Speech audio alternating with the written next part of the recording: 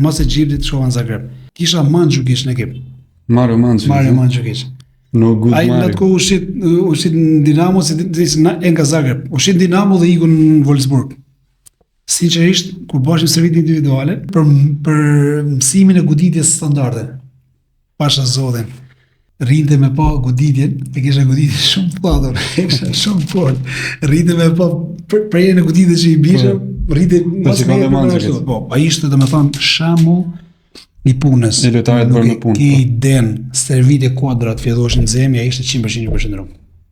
100%. Ne e dim që në futboll, me bë 15 minuta i kuadrat 4-2. Nëse ti je 100% i përqendruar. A di si bëhesh? Si me luajtë 90 minuta. Edhe te kuadrati, prandaj ai ideali ishte shembull, di çfarë servitet bëte.